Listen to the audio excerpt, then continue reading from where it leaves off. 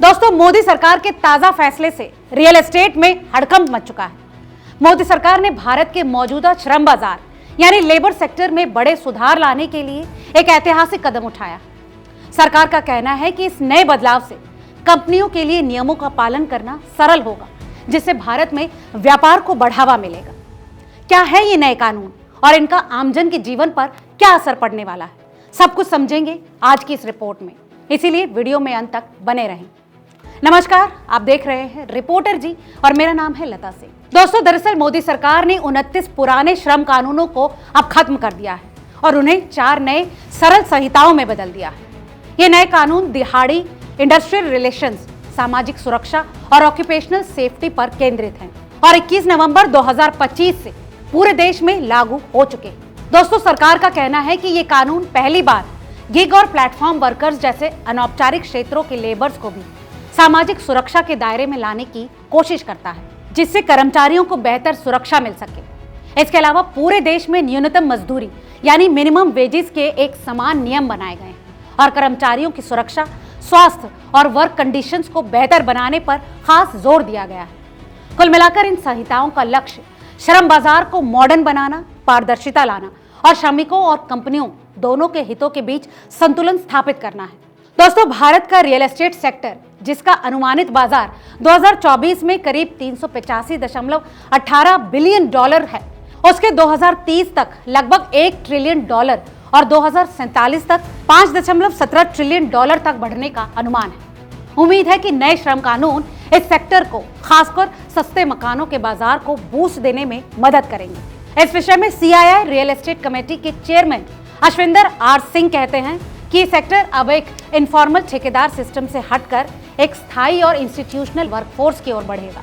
उनके मुताबिक नए कानूनों के तहत नियमों का पालन करने का मतलब होगा कि डेवलपर को पता होगा कि उसकी साइट पर कौन काम कर रहा है, उन्हें कितना पैसा दिया जा रहा है और उन्हें कैसे सुरक्षित रखा जा रहा है। अब ये जानकारी डेवलपर स्तर तक न होकर पूरे कॉन्ट्रैक्टर चेन में रखनी होगी। अगले 6 से 18 महीने में जब ये व्यवस्था पूरी तरह से अपनी जगह बना लेगी तो लॉन्ग टर्म में सुरक्षित और कंट्रोल्ड लेबर फोर्स कर्मचारियों के बदलाव को कम करेगी और वास्तव में काम को बेहतर बनाएगी। दोस्तों, कम समय के लिए लागत जरूर बढ़ेगी, लेकिन नियमों का पालन न करने की कीमत इससे कहीं ज्यादा है। दोस्तों, इस लिहाज से अगर हम अगले 10 साल का नजरिया देखें तो अच्छे लेबर प्रैक्टिसेस भारत की विश्वसनीयता को ग्लोबल मार्केट में रियल एस्टेट हब के रूप में मजबूत करेंगे। इन नए कानूनों पर एलांटे ग्रुप के फाउंडर और CEO आकाश कोहली कहते हैं, संशोधित श्रम कानून रियल एस्टेट और इंफ्रास्ट्रक्चर सेक्टर की लेबर को ऑर्गेनाइज करने की दिशा में एक बड़ा कदम है।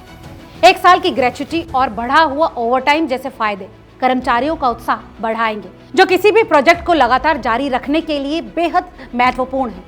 हालांकि इन बदलावों के चलते कंपनियों को अपनी कॉस्ट स्ट्रक्चर्स और स्टाफिंग मॉडल्स को एक बार फिर से बैलेंस करना होगा।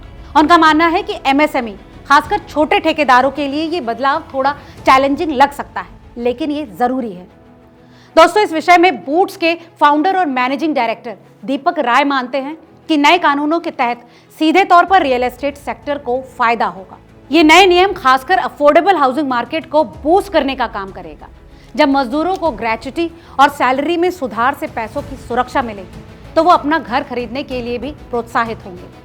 कर्मचारियों के अंदर पैदा होने वाले इसी भरोसे और स्थिरता से सस्ते मकानों की मांग और बढ़ेगी।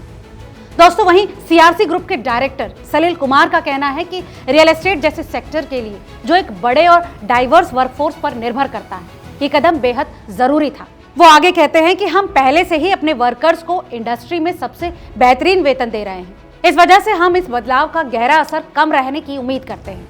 नए श्रम कानून भारत में कंस्ट्रक्शन वर्कर्स को ऑर्गेनाइज करने के तरीके में एक स्ट्रक्चरल सुधार लाते हैं। हालांकि फॉर्मल सैलरी और सुरक्षा पर जोर देने से डेवलपर्स को डॉक्यूमेंटेशन मजबूत करने, सैलरी प्रैक्टिसेस को व्यवस्थित करने और साइट पर वर्कर्स के वेलफेयर में ज्यादा पैसा डालने की जरूरत होगी।